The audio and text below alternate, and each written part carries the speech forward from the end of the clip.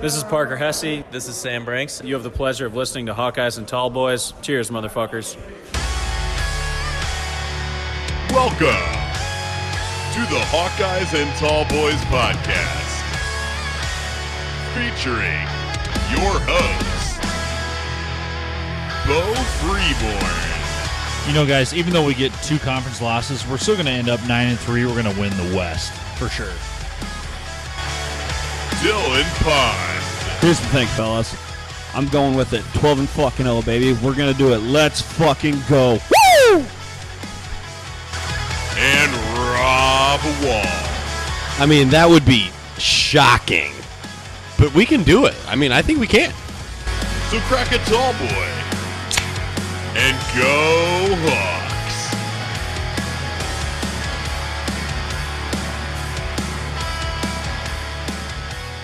Welcome in to another episode of Hawkeyes and Tallboys. I'm Rob. I'm Dylan. And I'm Beau. Cheers, guys.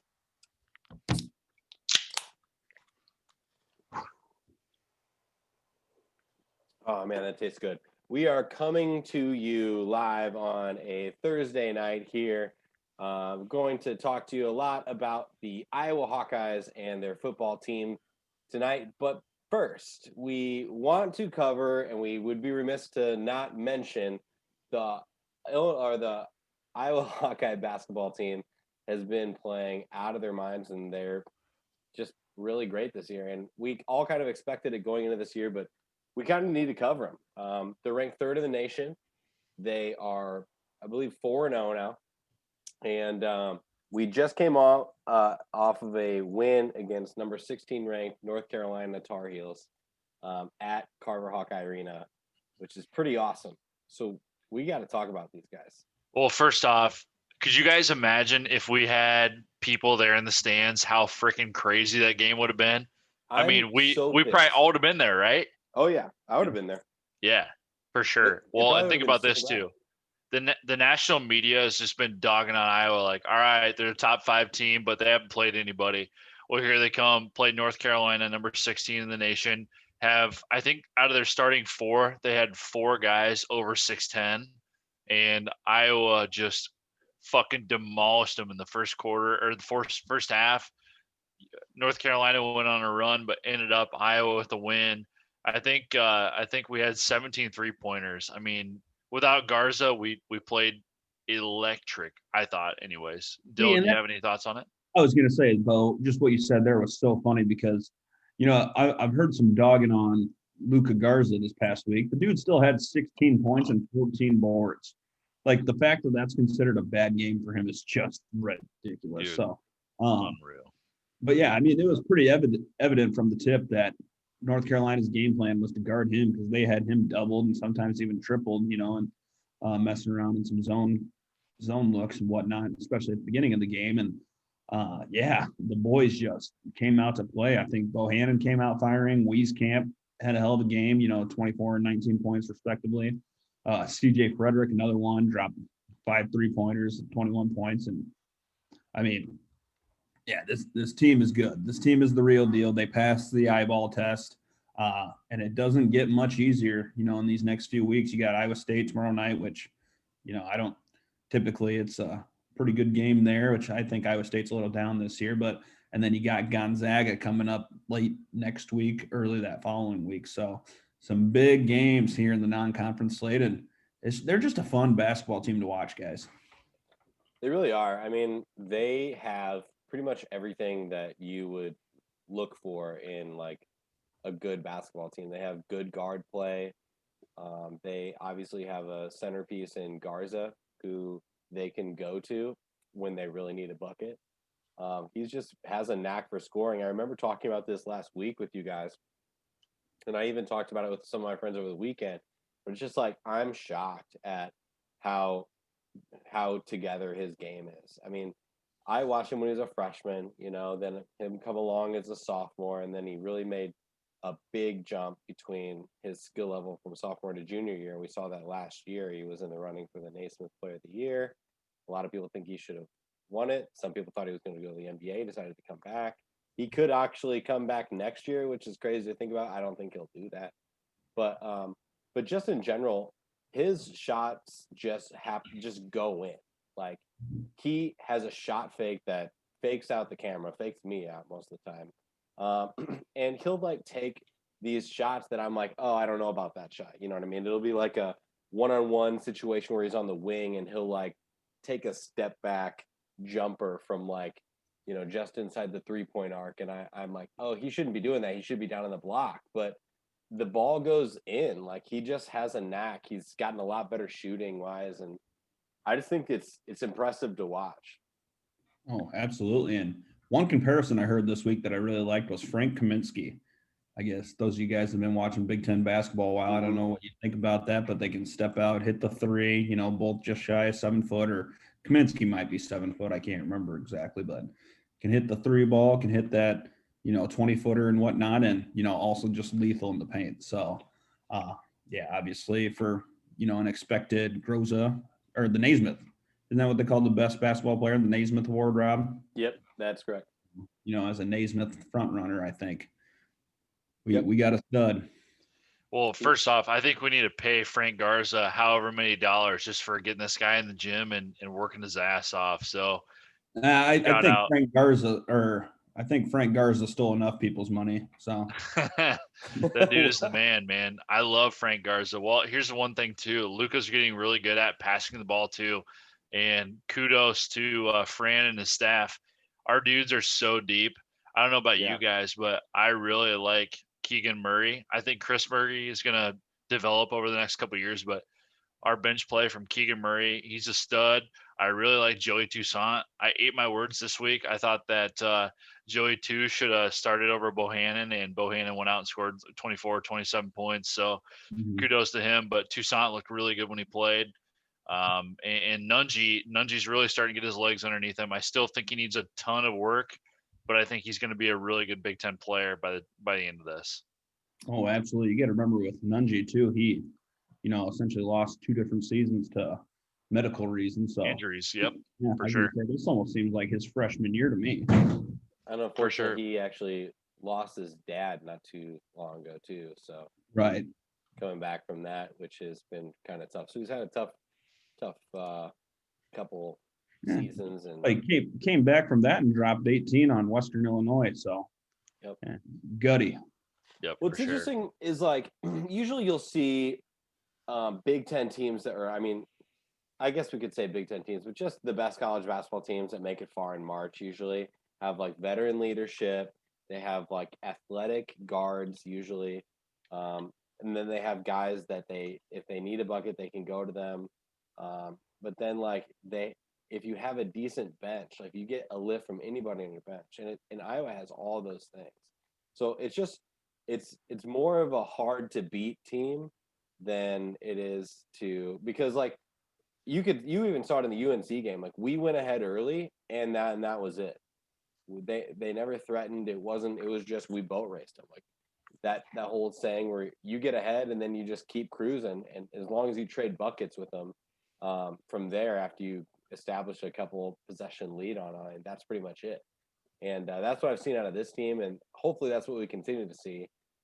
This is our first game that we've been tested against North Carolina, which is a long, athletic team. They're young, but, I think the outcome speaks for itself. Yeah, for sure. Iowa answered the haters. Yep. And one big thing, too, this week has been the big ACC Big Ten Challenge. Correct me if I'm wrong. I think Iowa or the Big Ten went out and they started out 6-1.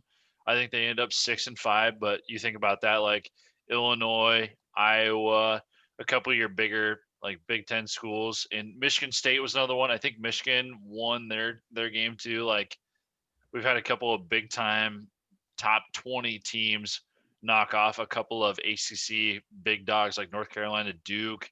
And good for the Big Ten. I think the Big Ten is going to be the best conference in the college basketball world this year. So kudos to the Big Ten. Oh, I agree, and I just don't think it's close. Just between Iowa and Illinois alone, and then you throw in awesome teams like Wisconsin and traditionally tough powerhouses. Yeah. Well, Michigan's. So we got Iowa number 3, Illinois number 6, We got Rutgers, who's number 21, number 22, Ohio State. I think Michigan State might be in the top 10 as well. Yep, I think so too. I think Wisconsin and Michigan State are both in the top 10 also. Yeah. So, I mean, I think this season is going to come down to how well can we avoid injuries and how well can we grind it out in the Big Ten regular season, because it's going to start looking like the way that the Big Ten football season goes, where we just beat up on each other, and then everyone thinks that the Big Ten's conference is weak because we got all these losses against these other teams, when really, like, we're playing better ball than most of the other conferences. You just don't see those lopsided scores. Dude, strength of schedule is going to be big time. And I think for Iowa, too, it's going to be keeping Garza's legs healthy. Even if he's not going to go out and score 20-plus points a game, the dude was crashing the boards against North Carolina. If he can get, 14 rebounds a game, we got to figure out a way to keep his body healthy to where he can go out and crash the boards like that and get the ball to, Joe Toussaint, Joe Wieskamp, Frederick, Nunji, Bohannon, McCaffrey. I mean, you got to find a way to get those guys the ball and keep Garza healthy. So That's a really good point there, Beau. And I think that speaks to the importance that Jack Nunji plays on this team, where he's essentially that number 2-5 guy out there, center, whatever you want to call it, the center of the 5. But yeah, I think his development is going to play a key role, because I don't think anyone can really go out there and play 35 minutes a game and, maintain that high level of athleticism and overall health. So, yeah, I'd like to see Luka playing about 30 minutes a game myself, but what do I know? Yeah. We're fans of sources, dude. That's right. There you go. Well, we will continue to watch and update you guys on the Iowa Hawkeye men's basketball team. They are a force to be reckoned with. They're number 3 in the nation. We talked about it last week, but the last time that they were number 3 in the nation, besides I think 2016, would have been 1986-87 season. So it's a historical time. I think, just lastly before we move on, I think this team is interesting because there's a lot of players that we're worried about that might leave, but since they didn't, all these incoming guys that we got, we have a really interesting mesh of talent. And I think this year is like the peak year of that. I think next year, as those veteran players leave, like Bohannon and Garza, and I'm trying to think who else is going to potentially Wieskamp as well. So if those guys leave, those are 3 huge pieces that's going to leave a giant hole in our starting lineup. So really, we're kind of in a win now scenario, which we've been doing, and I think everyone kind of feels that, but we need to capitalize on it. This is the year. Last year, I was interested to watch him in the March Madness because we went out in the Sweet 16, I think, the year before, and we didn't get a chance to watch him last year. So this is kind of like been building. I guess you could say that for every team. Right. Regardless, we're looking forward to it, Hawkeyes. But guys, we need to get down to business. We need to talk about this last weekend's game against the Illinois Fighting Illini in Champaign. And guys, it was a interesting matchup. It was a good game. It was close for a little bit until we pulled away at the end. The final score of this last weekend's game, Iowa 35, Illinois 21. And it kind of reminded me a little bit of our game last week or the week before against Nebraska, where it seemed like for a second there, it was kind of dicey. We got down early, and then we sort of mounted it up, came back, scored before half to put it to 14-13, and then second half, we kind of took it away from them. And I can go, I guess, straight down to Beau. What do you think about? Tell me your thoughts about this game and how Iowa performed. Yeah, I tell you what. Well, I'm probably going to hit every point that Dylan wants to hit too. But the first couple of possessions, it seems like the defense came out, and I think they were still lackadaisical. They were still on the bus a little bit, and Phil Parker just looked at them and said, "Hey guys, if you guys don't nut up, we're going to fucking lose this game really bad." And after, I would say, the third possession, Iowa's defense just came together unreal. The D line came out of nowhere and basically caused pressure all day long. They gave Brandon Peters and the Illinois offense, I mean, nothing but fits. And then just talk about the Iowa offense too. Peters looked abysmal. I mean, it looked terrible. And to be honest with you, I think it was coming a lot from the right tackle position. I hate to call out Jack Plum, but Plum really didn't look great. I think that he finally got some things together towards the third, fourth drive. Iowa started really looking good after that 14-0 downfall. I think that Pete just really found his stride, started hitting his tight ends, starting hitting his receivers. And then we really got that run game started. And I tell you what, guys, it was an unbelievable thing to see that offense clicking as well as it did. And I think that was finally Spencer Petras' coming out game. Dylan, tell me I'm wrong. Say, who called that? Remember? Who called that? I think everyone's been calling for that the last 3 weeks. I'm just saying, in my prediction, I called 3 touchdowns. Go back and go. listen. You don't believe me? There you go. Loyal. Loyal. I love it. I love it. No, I could not agree more with pretty much damn near everything you said there, Beau. Absolutely horrid start. I wouldn't even just say by Petras, by everyone. Offensive line looked horrible. Running backs looked timid. Wide receivers were piss poor, pouting about everything. And defense, again, not horrible, but they were just sitting back in cover 2 and just letting things play out in front of them, and the safeties weren't doing their jobs. And that's how you get those 2 touchdowns there in a quick 14-0 deficit. So, I mean, props to the guys for responding. You know, I'm not saying it would have been easy to fold, but, you know, once these guys got rolling, you know, you can just tell, you know, the camera pans over on that sideline and, you know, you see the big smile of Davion Nixon and, you know, the big smile of all those guys, you know, jumping up and around, hooting and hollering, you know, doing all that stuff that old men don't like, the kids jumping around on the sidelines. And they just looked like they were having a blast. And, you know, once they started having fun, good God, it was game over. Like, I think once that game became 7-14, I'm like, oh yeah, I was winning big. And obviously I was right. And, you know, and that score makes it sound like it was closer than it was. You know, Illinois scored a garbage time touchdown there at the end to get within 2 touchdowns and, you know, piss off some of the folks that bet the under. So, oh my gosh. Yeah. I was hanging out. Speaking of betting, so it did not hit the under, which we thought it would, and we advised people to bet the under. And of course, Vegas knew exactly what was going on. And you know, there was a garbage time touchdown there at the end, which unfortunately hit it. I actually live bet this game when Illinois went up 14-0, and I bet on the money line for the Hawks because I was like, we're not losing this game. I know we're down 14-0 right now, but I'm taking these odds. Now, granted, it was still minus like 125 odds for Iowa. So, you know, like I think I bet $5 and I won $4.35. But still, you know, I was trying to just take advantage because I knew we weren't going to lose this game. I just could. There's no way. First off, I knew that there was no way. Brandon Peters came out 8 for 8, and they were passing the ball a lot.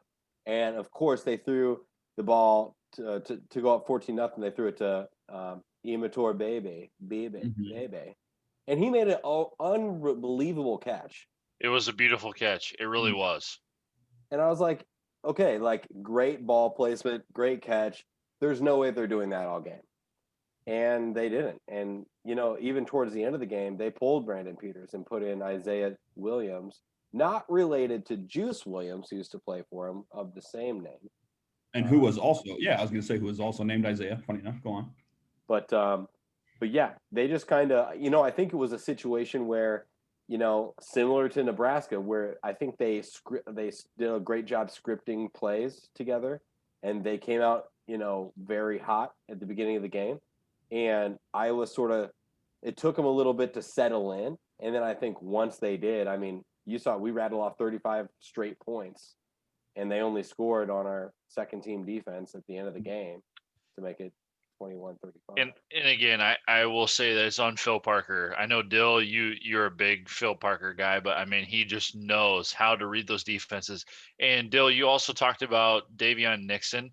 He's already up for the Nagurski Trophy for the best defensive player, not even just position player, but overall defensive player in D1 right now. And that's saying something. I mean, the guy is just He's disruptive. He's making sacks. He's making tackles for losses. I mean, this guy is our AJ Epinesa of last year. I mean, the guy is just playing out of his mind right now, and well deserving of this award if he gets selected. But he's obviously a finalist, which tells us something, and he's easily going to be drafted in the first round, I think, this year.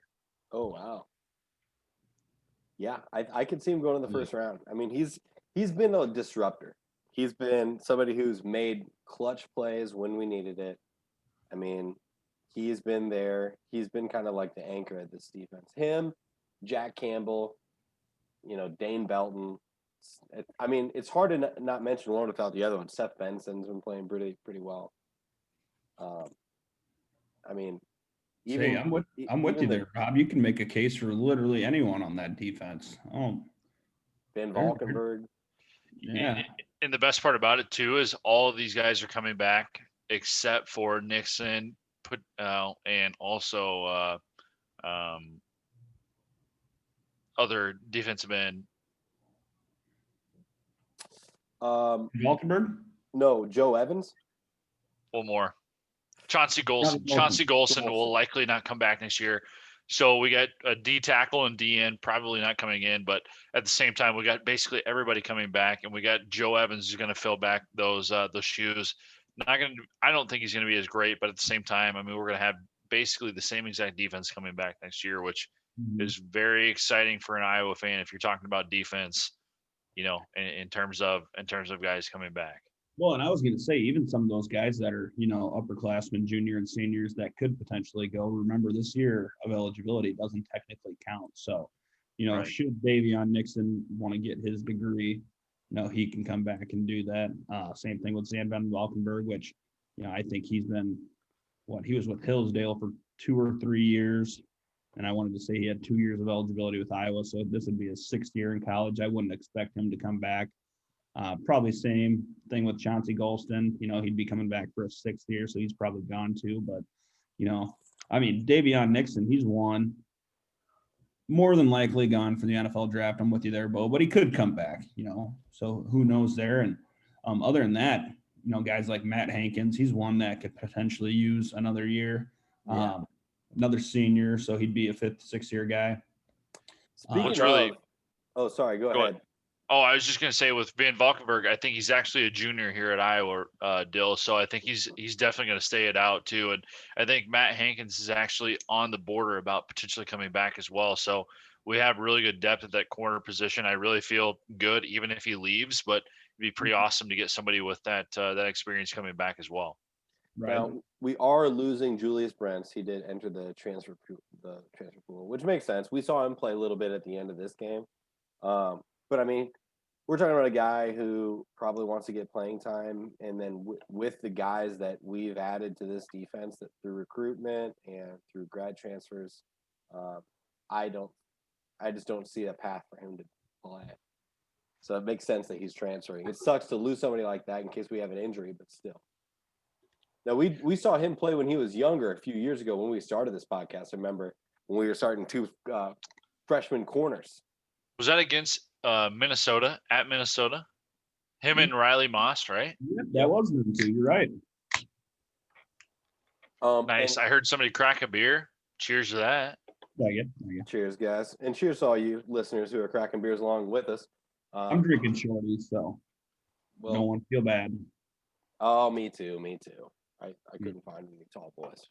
That's okay. But no, yeah. I mean, overall, this defense just continues to impress, and I'd feel remiss if we didn't talk a little bit about the offense too, because it seems like, obviously with the struggles of Spencer Petras, it seems like our receivers, the stud receiving core that we have has taken a little bit of hit, but good God, not this week. 220 yards receiving. You had Brandon Smith, 5 receptions, 58 yards, and then the Iowa Hawkeye tight end duo is back.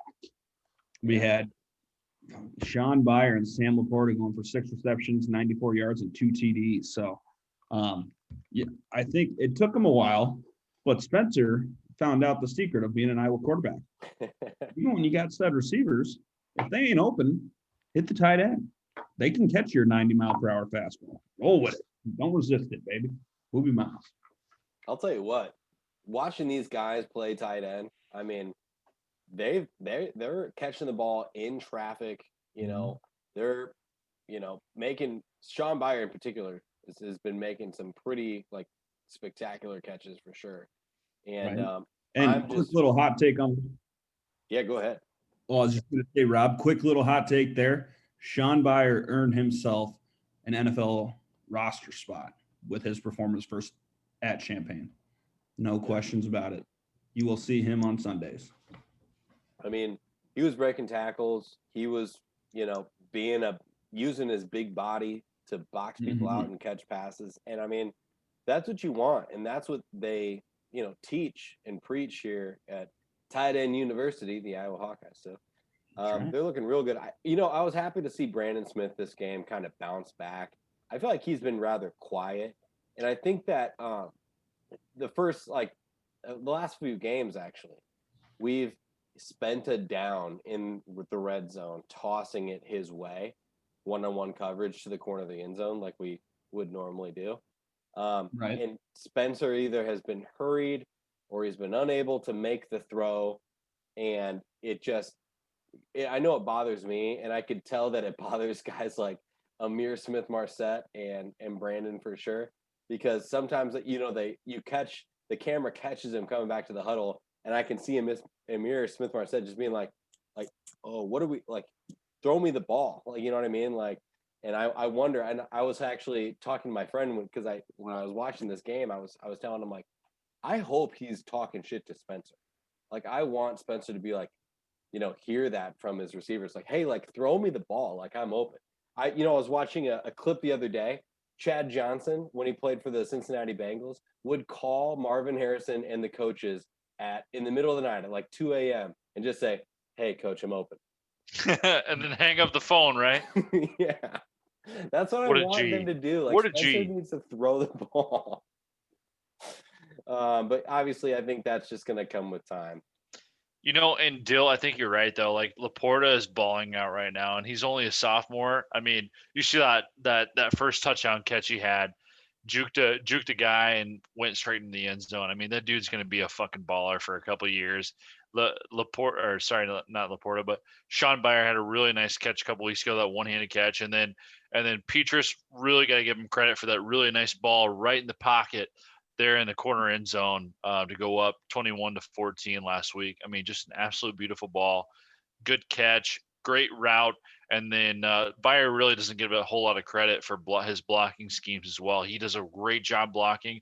And like you said, Rob, too, I mean, Brandon Smith, his numbers are down, but we've really accredited his running attack with him being a great blocker out in front this year too. So I know a lot of NFL scouts are really happy about him, and that's why that he gave they gave him, Alaric Jackson, and also Amir Smith-Marset invites to go to the Shrine Bowl East vs. West game coming up this summer, because they know how good those guys are. So kudos to those guys. Mm-hmm.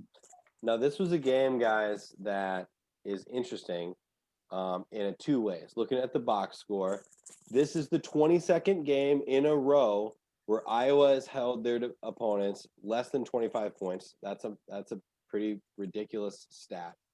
But guys, no interceptions this week. I was surprised to see that. I thought we would get at least one somewhere. Usually we are able to find it, but we didn't get it this time. Mm-hmm. When it comes to the play calling, I guess I was going to say, like, the selection of plays. We passed the ball as a team 28 times. We ran the ball 38 times. So that seems to be in line with one of Dylan's residual keys to the game of run the damn ball. And then also, guys, we won the time of possession this game, 30 minutes, 26 seconds. Illinois had 29 minutes, 34 seconds. It was kind of close. Mm-hmm. And I do think some of that came in garbage time for Illinois. But still, overall, guys, pretty good win. Wasn't as great as the last time the Hawkeyes made the trip to Champaign, but a win's a win regardless, and that makes 5 in a row for this team going into Wisconsin. So this is sort of exactly where we wanted to be, guys. And coming out of this game, I think we can transition into a little good vibes, bad vibes. Dill, Yeah, I do you wanna love it, kick this Rob. off? Yeah, I'll start out. I really think the good vibe for this week for me anyway is going to be Spencer Petras. I think he really ended that game on a very high note, and it's going to be interesting to see what's going to happen against Wisconsin. What he's going to do, what he's going to take away from that. But I tell you what, he looked very good there at the end of that game, the second half. My bad vibe. It's going to be tough to pick a bad vibe for this, but. I think it's going to just go down to play calling again. I think in the first half, I think Brian Ferentz really just tried to. I think Rob, I think it was you that said it. I think he's just trying to outduel. Brian Ferentz is trying to outduel himself in the first half. He's trying to beat himself before he beats the team. And I think that the first half he didn't really draw up a couple of great plays. I think that we were really trying to figure out what Illinois was trying to do. And to be honest, if we're going to play this kind of football game, I think we can get down deep against a really good team. Not saying that Illinois is a bad team by any means, but just say we play a Wisconsin team, we can get down and we may not be able to get back up after that. So I think that Brian Ferentz really needs to figure out what he's doing in terms of play calling. I think he did a really good job in the second half. Hopefully he can string together a game, especially against Wisconsin, a big foe who we haven't won against. I really hope that he can get all four quarters put together in terms of a game plan. I gotcha. On my end, I got a good vibe, and I kind of touched on it earlier, but it's the return of the Iowa TEs, tight ends. We are a tight end university for a reason. And so far, this year and even a little bit last year, it didn't look like the tight ends were a major part of the offense. And, until Sam Laporta came on late last year. And even so much this year, he hasn't been putting up necessarily stellar numbers. And then, this emergence of Sean Byer, and then, adding both those guys in there, Sean Byer and Sam Laporta both, we've been seeing them in a few different couple, double tight end sets and whatnot. And it's working. These guys are getting open. It reminds me so much of, the Hawkeyes when we had Noah Fan and TJ Hawkinson. Now, obviously, I don't know necessarily these guys are both NFL caliber necessarily, but nonetheless, awesome to see, seeing those double tied formations and throwing out of it. And, because that's typically a running down for the Iowa Hawkeyes when you got a couple tight ends in there. So it looks good. I really liked it. I was pretty creative play calling that I was pretty happy with myself. Other than that, though, my bad vibes has got to be the start. Going down 14-0 versus a team like Illinois, you can get away with that because obviously I think across the board we were the better, more talented team, and once we got ahead, there was no turning back. Versus a team like Wisconsin now that's got a stellar defense, hasn't given up more than 17 points in any game so far this year, even at 2-2. That can't happen. You get down 2 touchdowns to Wisconsin with the defense like they got, there's a good shot you're not winning the ball game. You throw in some inclement weather in there and they stop the run and bam, we're one-dimensional. So can't happen. We got to come out firing this week. Yeah. Well, guys, hard to follow up those vibes that you guys are just saying. I 100% agree. I'm gonna have to echo what Beau said and what you said too, Dylan. We have yet to put together a complete game. We have yet to see us come out guns blazing, and go down and score. It seems like all these other teams, especially on a defense like ours, it's kind of disheartening to watch a team like Illinois, who is sort of right now a 500 team, in middle of the road Big Ten team, be able to come down and score twice on us, go up by 2 touchdowns. So that's not going to get it done against Wisconsin. I agree. And, we need maybe it's an issue of, just scheming or, drawing up plays prior to the game. But it doesn't seem like whatever we're drawing up right now is working. And I don't know if that's just an execution deal or if that's something that, we need to look at changing. So It could be something. It could be all part of the game plan. We want to show them this much, and then we'll see how they play us, and then we'll play our game after that. But regardless, whatever it is, I mean, we need it to be faster. We can't afford to go down like we did. Absolutely. And Rob, to your point, I think it's a little bit of both myself. It's got to be, part game plan from Brian Ferentz and then part execution as well on the players. So now there are some times, and to almost contradict myself, there are times where we draw up a great play, and we don't execute it, and we're going to have that a lot, especially with like a younger quarterback, this being his first full season at the helm. And there's throws that I can see that he misses, and it's like we're going to have to just take that. But honestly, guys, I mean, this team is sort of like in the opposite of the way our basketball team is, where our basketball team is like a true, well-balanced, like connection of, we got older veterans and younger guys who are meshing together really well. This is sort of like the peak of talent before the next few years, and we don't know what it's going to look like. I feel like that for us would have been possibly last year.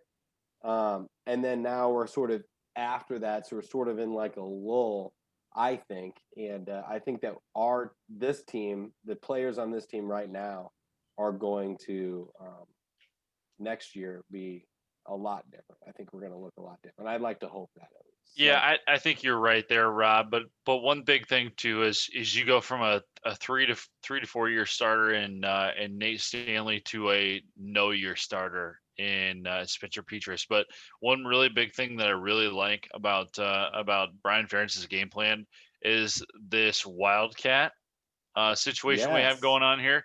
I really think that I bold statement here, but I really think that we're going to see our running backs, one of our running backs, throw the ball here one of these times here. I think that we're really going to see it, but I really like what we're doing there. But I also think that one of these times at the end of the year, we're finally going to start connecting on a couple of those deep balls. And I think that it's all going to be dependent on Petras trying to get a jump ball up for one of our receivers or not throwing it way too far like Nate Stanley did. So I like the way you think, but I'm pretty optimistic by the end of the year that we're going to hit one of these deep balls and really see the repercussions of finally getting something that's going to hit. Dill, what did you think about the wildcat that we ran? Oh, absolutely love it. I think, with the way our offensive line has been mauling people for the most part this year, I think, it's stupid not to run. And you got a guy that can read lanes and read holes as well as Tyler Goodson. I think with him running that, it's absolutely perfect. And I completely agree with Beau. I think you're going to see Tyler Goodson pass out of that. Maybe not necessarily this week unless it comes up, although I think it'd be a good time for it. And if not this week, for sure next week, you're going to see Tyler Goodson throw out of that formation. Love seeing reverses out of there. I mean, it's just putting all your playmakers in the backfield and saying, which one are you going to stop? Let's see if you guess right, kind of thing. And I really like it. And plus, too, I think that kind of gave Spencer Petras a chance to settle down because they went 7 plays in a row running Wildcat. And he went and rode the pine a little bit and was like, oh shit, a running back can do my job. So maybe I should start playing a little better. And obviously I'm sure he didn't think exactly that, but we gained 75 yards on that 7-play stretch running the Wildcat. Right. I was telling guys I was watching the game with, I was like, we need to run Wildcat more. Like if we ran Wildcat 50-50, I mean, I think they use it very sparingly in situations, especially in the red zone, which I get that. But I mean, I wouldn't be upset if we ran a quarter of Wildcat. No, me either. Yeah, I think it's a good idea, and it's an excellent change of pace too. So as long as there is some discrepancy, if we're able to throw the ball out of it, I think that we'll see a lot more. And then, rather than defense going 6 front, 6-2, I mean, other than that, I think we'd be all right. But I think we got to see other discrepancies other than trying to run straight in the gut, the corners. We got to be able to throw the ball out of the Wildcat, in my opinion, anyway. If we saw that, Rob. Well, yeah. Just to quote Kirk Ferentz at the end of the game there, he said, I can assure you we're not trying to start a quarterback controversy by using the Wildcat. Spencer's still our starting quarterback for the regular offense. For sure. It's nice to see that, though. But, guys, great game, great win. Looking to continue it against Wisconsin this coming week. But before we get into that preview, we need to talk about the mailbag. So we do have a few questions that we can answer here for you. And as we jump into those, I will see if I can pull up any extra questions for us. Sure.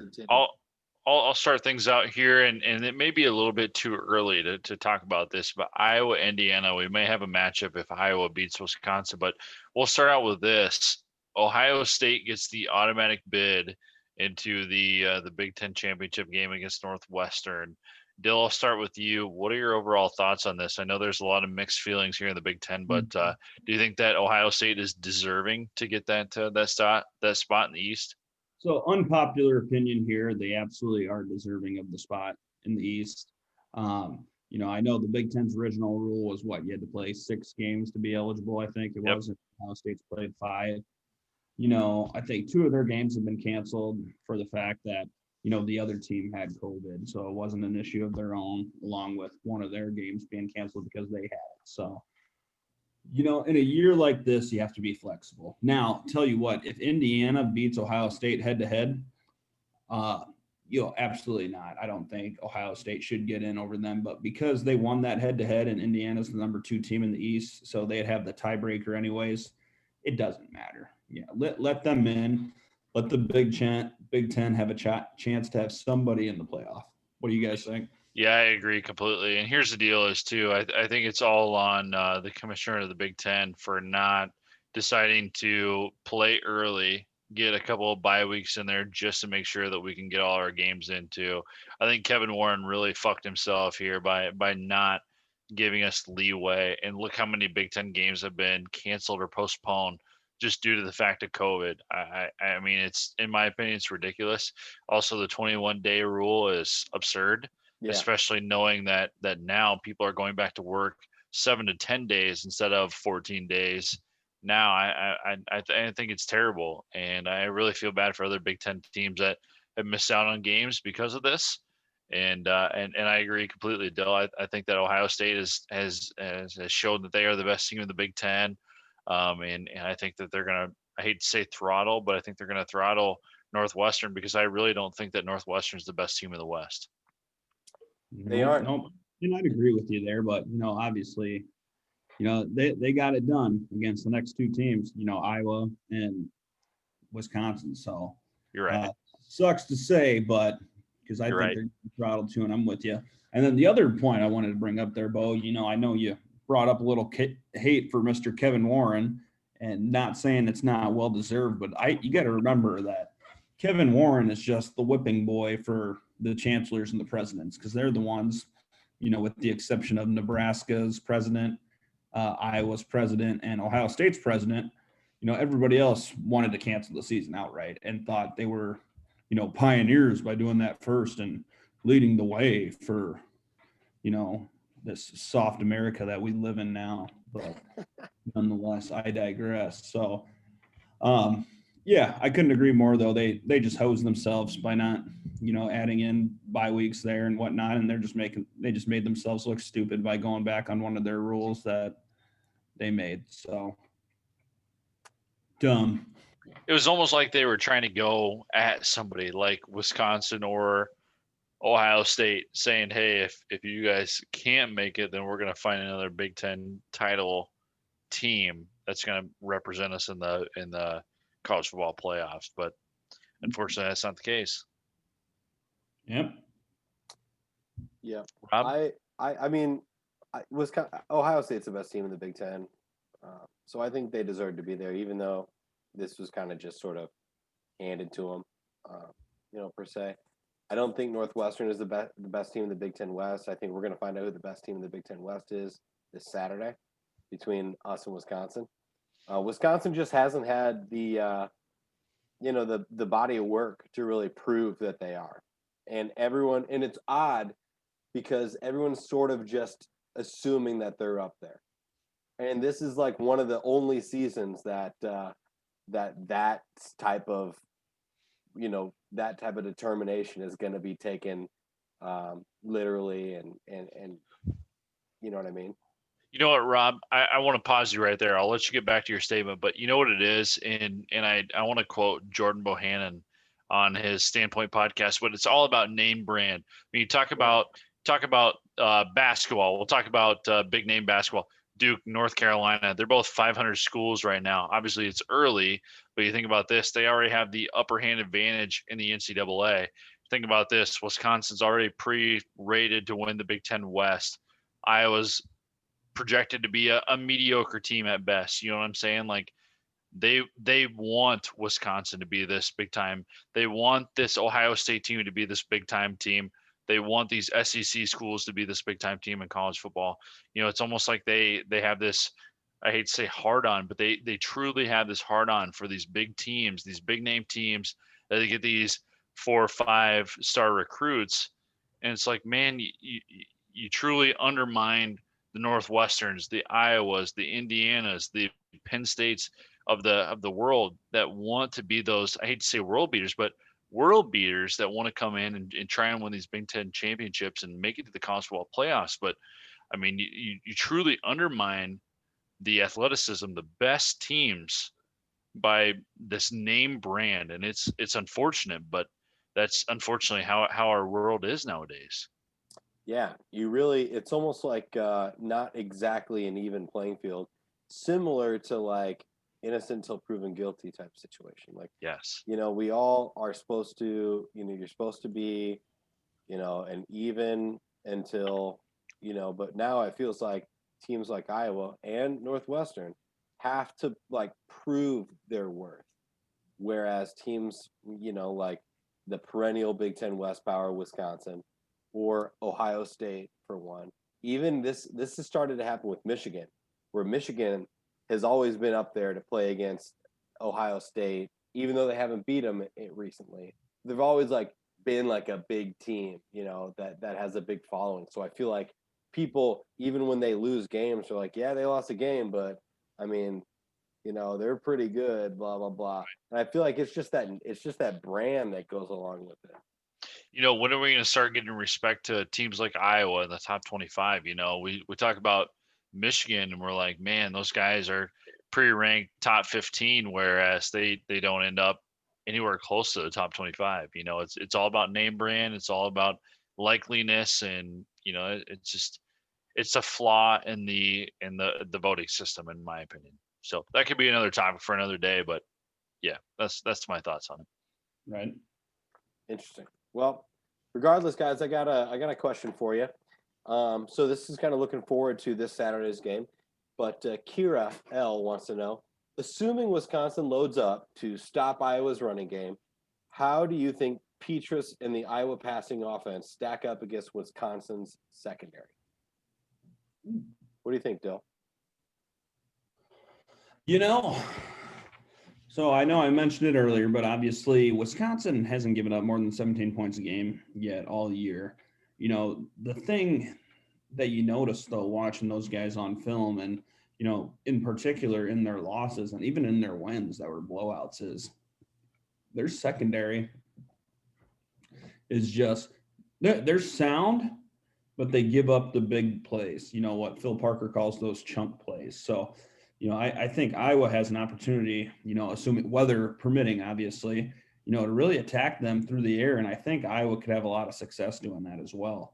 That being said, they're going to make Iowa prove it. So what I'd like to see is, especially starting out that game, is for Spencer Petras to really attack those tight ends and, go to them to potentially open up some, deeper play threats and whatnot. Because I think that Kira's about spot on.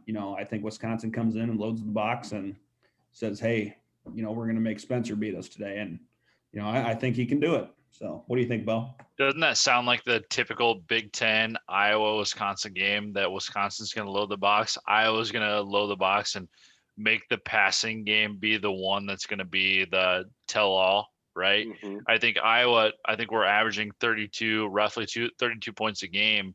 But I mean, it's a little skewed since we put up big numbers against Michigan State. But I think we have the potential to score a ton of points. But I really think that we need to establish the run on the outside corner. I think our tackles on both sides, especially the guards on the right side, I think we really need to establish the run that we can not only go up the gut, but also get to the outside and get to the secondary level. I really like that Kallenberger is going to be coming back this week. And I really think that he has been an instrumental part in our offensive line succeeding in the outside zone blocking rush to get to the outside on the right side. Oh, absolutely. Yep. It's interesting. So this Wisconsin secondary led by defensive coordinator Jim Leonard. I'm not quite sure how you pronounce it, but apparently their top cornerback is declared for the NFL draft. That's Rashad Wild Goose is his last name. So he is not going to be playing this game. Apparently they have a lot of other good guys. The safeties are a pretty veteran unit led by Eric Burrell, Scott Nelson, and Colin Wilder. So I guess those are the guys that to look for to make plays in Wisconsin secondary. So hopefully we'll be able to put together some interesting schemes to try to, make them make a decision, and hopefully Petrus will be able to not dictate exactly where he's throwing the ball. He seems to sort of stare down the receivers he's throwing to. So. We talk about quarterbacks, and Graham Mertz is going to be their starting quarterback too. He started out with 4 passing touchdowns against Illinois week 1, and since then he's only thrown 4 touchdowns and 4 interceptions. And to be honest with you, it's almost looked like he has digressed since week 1, and I think that's going to be a big thing for Iowa. As long as we can get some big time pressure with the D line and D ends, I think we're going to be okay slowing down that passing game. But the biggest thing is going to be slowing down their rushing game. It's not like they have a big time rushing game, but Wisconsin's always known for the great backs. And as long as we can stop the running game and make them one dimensional, I feel pretty good against Iowa going up against Graham Mertz. Oh, absolutely. And you hit on that about spot on, Bill, where this isn't your typical Wisconsin team. They got a couple guys that are sharing the rock at the running back spot in Jalen Berger and Nakia Watson. Both of them combined for only 3 touchdowns. I mean, after the Jonathan Taylor years and the Melvin Gordon years and the Monty Ball years, and I know I'm forgetting about 4 of them, like just freaking studs that are coming out of Wisconsin. So definitely seems a little bit unusual, but like you said, this offense has a lot of firepower. I think Graham Mertz is one. I know you mentioned he had 4 touchdowns in that opening week, has only had 4 since. Important to note there too that he's got 4 interceptions and a few fumbles to go along with that as well. So, he's in a similar spot as Spencer Petrus, where they're both talented guys. Just have those first year mistakes and whatnot. And they're both playing in their first Wisconsin-Iowa rivalry game, and I think this defense just got to force them to make mistakes. Asking an Iowa defense to come out last week versus Illinois and create turnovers against a veteran presence like Brandon Peters, who's played with Michigan before coming over to the Illini. Definitely a little bit of a tougher task where, I think there's going to be turnovers to be had this weekend, and I would love to see our defense really step up and get that done. I think so too. Yep. And then second thing I wanted to point out too is, watching these guys on film, there's one common thing you see, and it reminds you a lot of the Iowa Hawkeyes, and that's the use of the tight end. Jake Ferguson has just been killing it, by far their leading receiver.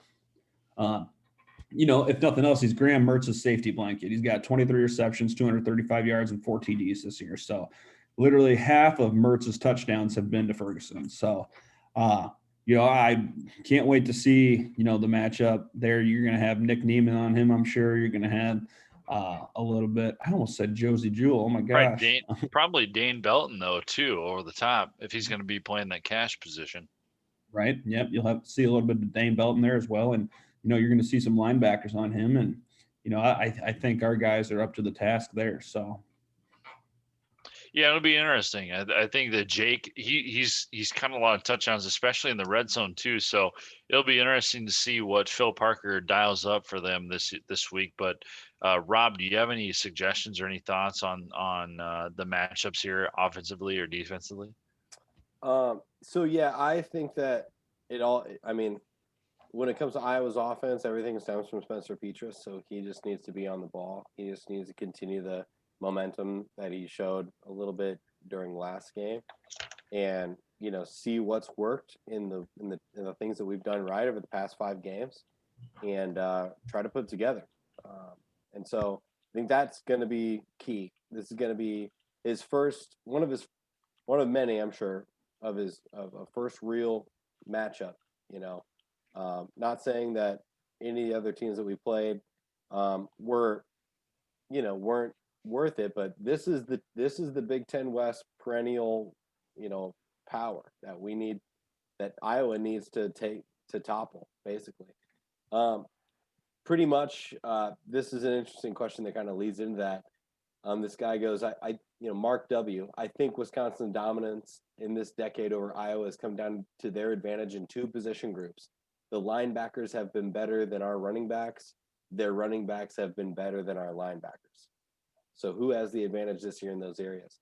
So I think that I don't know if I fully agree with that. I can say that they probably have better running backs than our linebackers, but it's tough when you got guys like Josie Jewell, who come to mind, who have been playing, they're in the NFL now, obviously. So, but their linebackers better than our running backs. I don't know about that. That's tough. But I mean, it seems like when we play them, they seem to have a better game. But I think that sometimes it's more than just this guy's better than this guy. It's just, our offensive line can't seem to. It seems like their D line gets a good push. I think it comes down to field position too. So I don't know. It's going to be tough. I think that Jonathan Taylor is a once in a generation talent. I think he was an unbelievable stopping horse. And Dill, correct me if I'm wrong, but I think he was a freaking workhorse. And on top of that, too, I think that our offensive play or game plan against Wisconsin is, to be honest, it's been abysmal the last couple of years. I think that we, in 2018, I believe we should have won that game. Unfortunately, had a fumble on a punt. But long story short, I really think that we really haven't played well on the offensive side of things. I think it's been a defensive battle, and who's going to be the last one to stand, and who's going to be the first one to fall. So I hate to say it, but I think this guy's right. Unfortunately, I don't think it's going to be linebacker play. I think it's going to mostly be who's got the better running backs. Yeah, I don't. And I kind of agree with both of you. I agree with his general sentiment that, those are 2 distinct differences, in those position groups. But, when it comes down to Iowa and Wisconsin, it comes down to one thing and one thing only, and that's the play on the offensive and defensive line. This game every single year is won in the trenches. I know we all remember that, punt fumble where Sean Byer had it hit his leg or whatever, jump on it. So it always seems to come down to those plays, but that's just because these games are won in the trenches. These games are won, around running the ball, running the damn ball, and just classic Big Ten fist fights. That's what the Iowa Wisconsin game is typically. And, I expect to see nothing less, up here on Saturday. And if anybody doesn't have any last minute things to say, I think it'd be a good time to roll into Dylan's keys for victory. What do you say? Dill, I actually have one more question, and I want to go to Rob first before I go to you. But we started talking about the linebackers here. We've talked a lot about Jack Campbell, and we talked a lot about Benson, and Rob, I'll go to you. Who do you think should start this week? Do you think that Benson's really earned the right, or do you think that Campbell is really showed that, hey, I should not be the second team guy, I should be the first guy in? I want to see more Campbell. I just think that he brings a little bit more fiery intensity to the game. I think he's a harder hitter. And I just like him back there. I notice him on the defense making plays and getting in on tackles more than I do the opposite. So, I mean, that's a great question for Dill, though. Who do you think? Who do you like better for that position, Dill? You know, right now, at this point in time, with where we're at in this season, I say you ride with Seth Benson. Now, that being said, I still think you need to see a lot of Jack Campbell in these games, and pretty much as he's been playing, because as much as he's been playing, he's still averaging, close to 5 to 6 tackles a game. And, he's still getting his plays and everything. But as far as starting the position, at that middle linebacker spot, I think you got to roll with Seth Benson. And Seth Benson's been doing, for the most part, a pretty damn good job as well. And I think he gets overshadowed a little bit because us Iowa fans and as natural fanatics just in general, but we look into the future, because Jack Campbell's going to be the next great linebacker / defensive end. I see him being the next Matt Roth myself here at the University of Iowa. But we got to remember, guys, he's getting over mono. And if you guys have ever had mono, that's not something you get over in a month. That's not something you get over in a couple months. You go from losing 20 pounds, and these guys are all pure muscle. Of course, when I had it way back when, I had quite a bit of fat on me. So you lose 20 pounds of weight, and that doesn't come back overnight. So I really like what Phil Parker and Kirk Ferentz have been doing with him as far as like slowly getting him back into being the full blown guy. But you got to credit Seth Benson too, because he came in and took that spot when Jack Campbell went out with mono, and has really done a pretty damn good job. So I think you ride with Benson. I like what you think there, but I also think at the same time, think of how much that Campbell has affected the game, especially the last 2 weeks. Benson's played pretty well. I will give him that. And I think, honestly, he would do better in an outside backer spot. But I think that Campbell has made way more noise. And even though he has had mono, I think he showed that he's so valuable that he's going to be the next great Iowa linebacker, and he's going to make a ton of plays. I have a really high upside for Campbell. Not to discredit Benson at all. I think he'd be a better outside backer with Campbell in the middle spot, but I'm really high on Campbell. And Rob, I think I agree with you here. I think that we need to get Campbell some more snaps, or at least starting snaps at middle linebacker. See, and again, I don't necessarily think you guys are wrong, but I think we got to remember that stamina plays a huge factor For sure. In any college football player. And, we're asking a kid that just got over mono less than 2 months ago to go out and start a Big Ten game and, play 100 snaps. Like, there's no fucking way. Like, again, he's going to get his minutes, and he's going to get quite a bit of playing time, but fuck, don't kill the kid either. Like, I don't know. I see it both ways. I just think, ride with Benson starting and, rotate Campbell in like they've been doing. I don't see any reason to adjust it. Yep. Well, all right, guys. That pretty much wraps up the mailbag. Let's talk about the Wisconsin preview. We can get into Dill's keys of the game, but Beau, why don't you take us away and tell us about this Wisconsin matchup this Friday? Yeah, it's going to be a good one. So another 2:30 kickoff for you guys, our Hawkeye fans. I don't know about you guys, but I've been enjoying having some of the mornings. I really appreciate the 11 o'clock games, but kind of actually really appreciate sleeping in and also watching a few of the early games. Also trying to get some shit done in the morning. So I don't mind that at all. But for all you Hawkeye fans trying to watch this game, it's on Fox Sports 1. There is a chance of snow. Actually, it looks like there's going to be some snow coming in Friday evening. So there could be some snow on the ground, which could be a little exciting. We may see a little bit of snow during the day on Saturday, but should turn out to be a pretty nice day. It should be close to 40 degrees out there. Right now, the over-under in the game is at 41.5, and I just checked ESPN. Iowa is a 2-point underdog, not a 1 or 1.5. It is a 2-point underdog. So about a 31% chance of Iowa winning the game right now. So, Dylan, let's go straight to you for the keys to the game. Looks like Wisconsin is squared away to win this game, but what do you think the Iowa needs to do to win this game, or at least assert dominance right away? Absolutely, Bo. Appreciate you coming to me. So here we go, fellas. The Hawks have been listening to me the past couple of weeks. Let's see if they continue to do so. The number one key to victory is we have to win in the trenches. And I'm not talking about every play. There's going to be plays where we lose, where there's a tackle for loss. This is the Big Ten. This is Iowa, Wisconsin. This is the bread and butter. This is the old school. God, I'm trying to think of the NFL matchups that used to be tough and hard-nosed. Bears, Packers, baby. North, Bears, Packers. There you go. The NFC North playing in the snow. Like, this is what football is all about, baby.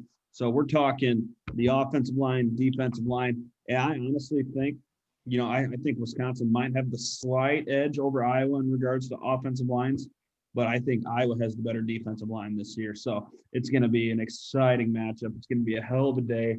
And it's important for Iowa to win this ball game up front. Number 2, tough defense. Graham Mertz, he's not necessarily a true dual threat, I wouldn't call him. However, he has the ability to make plays on his feet, so we got to contain him. Secondary needs to play well. He throws the ball extremely well. But at the same time, he makes a lot of mistakes. He has tries to make that extra play. There's chance for turnovers. So our defense has got to jump on that. So we need to have that tough nose defense that we've been accustomed to seeing and have them, come out, and they need to have a big day. I'm looking for, at least an interception and a fumble recovery, maybe more. We win the turnover battle, we're going to win this ball game. And then 3, and this one's massive. I don't care if there's snow on the ground or not. We need big plays. We need big plays to beat Wisconsin. I don't care if it's a pass. I don't care if it's a reverse. We need a big play. And I'm calling it right now with my prediction, kind of like I did last week with Spencer Petrus's 3 touchdowns in this segment. I'm calling it right now on a PA. So for those of you that don't know, fake pass attempt, Spencer Petrus, a long ball. One's going to hit this week in the snow or in the cold, whatever the hell it's going to be. And it's going to be huge. It's going to be magnificent. So let's go. What do you guys think? I love it, Dill. One thing that I'm a little concerned about is Iowa against the running quarterback. I mean, we see it against, I hate to say Nebraska every year, but we see it against Nebraska every year that we can't defend the running quarterback. So we have to make him one-dimensional. We have to keep him in the pocket. We have to make him want to throw the ball. And once he decides he wants to throw the ball, he's shown that he can make terrible decisions and terrible reads. So really like your decision there with Graham Mertz keeping him in the pocket. And I love the idea of finally hitting a big play, deep ball downfield. Love it. Hope that you're right. Hopefully we can hit more than one of those this week. Oh my goodness. And guys, and I forgot the most important one of all.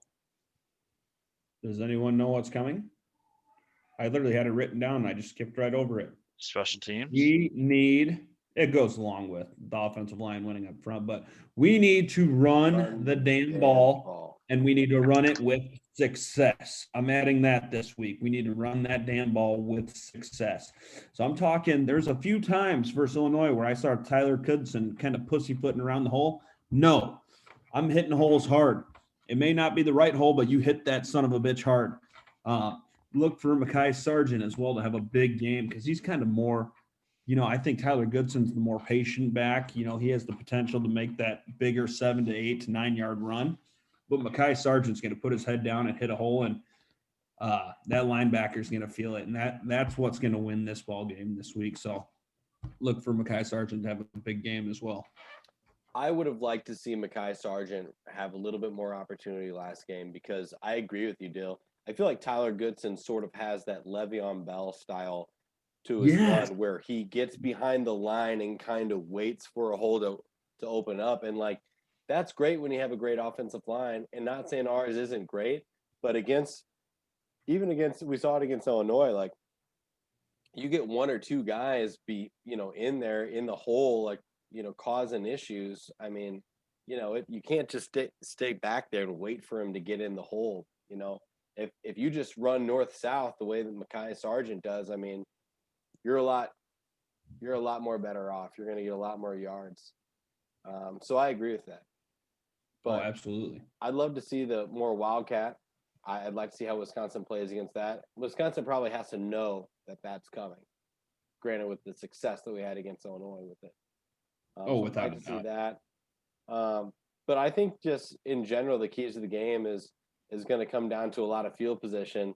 And Beau, your boy, Torrey Taylor, I really think that he's going to play a big factor. I think that, we need to figure out, and Keith Duncan needs to be, in order to beat Wisconsin, we need to be firing on all cylinders in the entire part of the game. And so I think that it's going to be tough to try to win if we don't win the field position battle. We got to be I think we need to be running the ball on second down, things like that, just little things to help us. It's really all just about first downs for me.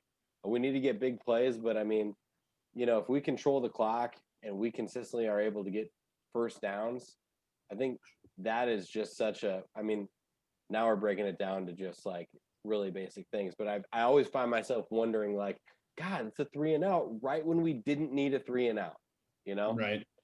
You say that, Rob, building off of that, what we need to do is we need to build off of what we ended at Illinois. We need to pick up where we left off and really just hammer it right away. Say, fuck Wisconsin, run it down their throat, figure it out, score a couple touchdowns, and just really get on top and really assert dominance this week. Yep, I agree. Okay, so that pretty much brings us to predictions, guys, and we need to talk to the degenerates out there. I'm sure there's people who listen to our podcast who skip to the end so they can hear what our thoughts are. For those who are putting money down on the game, Iowa at Wisconsin, are they coming to Kinnick or? They are. Yep. Sorry if I did not mention that. It is at Kinnick on we were Saturday. at Camp Randall last year. I forgot. Yep. I forgot. Sorry, that's my fault, guys. But yeah, so essentially a home game, but not really, especially not this year. Every game is almost like a neutral site, but with the crowd kind of taken out of it. So it's interesting to bet on, guys. It seems to be pretty much so you said Iowa are 2-point dogs. Yep. And the And over is 42. Yep, essentially 42. So 41.5, 42 points. Yep. So when I hear that, and knowing that they didn't hit the under last game against Illinois, it makes me want to bet the over. And I feel like this over-under is sort of low compared to the other games that we've had. But then again, it is Iowa-Wisconsin. So it makes me think like, oh, this is going to be a 14-10 game, or this is going to be a 17-14 matchup. But honestly, taking the weather out of it, I really think playing at home, on their home field, I think still means something to the Hawks. So my prediction is that the Hawks are going to win this game 20-19. Wow. That is a great prediction. Dill, I don't know what you have, but I want you to go last because I have some unnecessary things to say. Unfortunately, Iowa hasn't beat Wisconsin since 2015, and that was a crazy game up in Madison. Should have won in 2018. Unfortunately, I don't think Iowa gets it done, especially if there's going to be some weather climate here in Iowa City. I think that Wisconsin beats us 28-24. Take the over, take the spread. I love my Hawks, but this is going to be a tough game for me to bet on. I just realized that my prediction is the under, even though I'm saying bet the over. Yep. So maybe, do I need to adjust? You know what I mean? Like now I'm thinking to myself, like, is this going to be like a 24-20 matchup or something like that? I don't know. I'm all sick with 2019 just for the podcast's sake, but it's hard for me to say that. Sorry. Go ahead, Bill. You're okay. Because I'm with you, Rob. We're hammering the under and we're hammering the Hawks. We're going to get it done, all thanks to the leg of Mr. Keith Duncan. he's going to come out and he's going to hit not one, not two, but 3 field goals to win this ball game. And fellas, this ball game is going to end up 16-13 on a last-second kick by Mr. Keith Duncan to end his Kinnick career. And if you did not know already, he did announce at the press conference that he would be exploring NFL opportunities after the season. So this will be his last game at Kinnick, and he's going out a winner, beating Wisconsin for the first time in his career. If Keith Duncan kicks the game-winning field goal for the Hawks to beat Wisconsin at home in his last game with the Hawks, does he blow kisses to the Wisconsin bench? Absolutely. 100%. I don't think there's even a doubt. Yeah. Oh, absolutely not. And then I think he signs his cleats and gives them to Wisconsin too, even if he does have to walk through the snow to get back to the locker room. Jordan Bohannon style, move. right? Mm-hmm. Is that what Jordan Bohannon did? Jordan Bohannon did that at last year. Iowa State. Classic. Iowa State. I don't know if I said Ohio State, but Iowa State. Yeah. Yep, Iowa State. God, that was funny. A lot of Iowa State fans did not like that. Go figure. Yeah. But no, guys, especially I think, Big Bad Georges Niang. Anyway, go ahead, Dale. Yeah, Georges Niang, what a tool. But no, I think the Hawkeyes get it done. I just have a good feeling, that tough defense, us running the damn ball, we're going to have a little bit of success there. And I think we hit a few big plays, for that touchdown to get it done. Yep. I agree, guys. So we're 2-1 as far as the Hawkeyes taking the win. Beau, I hope you're wrong. You've been wrong in the past. And I have. I am 1-5 so far this year, so I'm really hoping that I continue my trend. Well, we will leave it at that, guys. We will, look forward to watching the game at 2:30 on Saturday. Be nice to see the Hawks take the last win, go 6-2. If we do, guys, that means next week would we be talking post-game Wisconsin and possible bowl matchups? Yeah, we'll be talking the Big Ten. Big Ten matchup and then bowl game. That's right. So if we win this game, do we have a Big Ten matchup that we'd be playing next week? Right now, so if Iowa wins, it looks like there's a good shot at Indiana. But other than that, I mean, it just depends how COVID kind of shakes out. Because then from there, should Iowa lose, you could end up playing like a Michigan team that's decimated with COVID right now. So, they could end up canceling. There's a shot at Maryland or Rutgers as well. Again, a couple. Maryland's been affected by COVID. I don't know as much as Rutgers has or not, but it sounds like every opportunity is up in the air right now. So we'll have to wait and see. Indiana and Purdue were supposed to play this weekend too, and I think that both teams decided that they're going to cancel due to COVID. So who knows? Iowa may not even have a game next week after this week. So let's hope and pray they do. Interesting. I'd love to see a Iowa and Indiana matchup this year. Same. I would. Me too. Like. Well, we'll go ahead and end it like we always do, guys. It's been a pleasure. Thanks so much for tuning in. If you're listening to Hawkeyes and Tallboys, follow us on Twitter at @Tallboys, at Hawkeyes and Tallboys on Instagram. And, of course, this will be up on our YouTube channel. So just YouTube Hawkeyes and Tallboys, and you'll be able to catch all of our episodes as well as this one. And we are brought to you by Anchor, which is a great way to record podcasts and listen to podcasts if you do. So a lot of great platforms that we're on. So please don't hesitate to check us out. What do you think, guys? Anything else? That'll do her. Let's go Hawks. What we say? Go Hawks.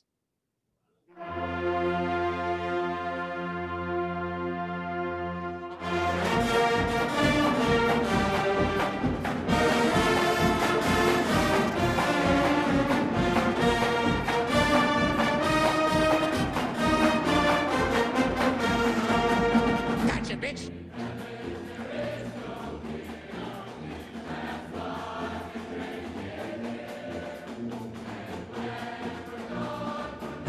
surprise, motherfucker.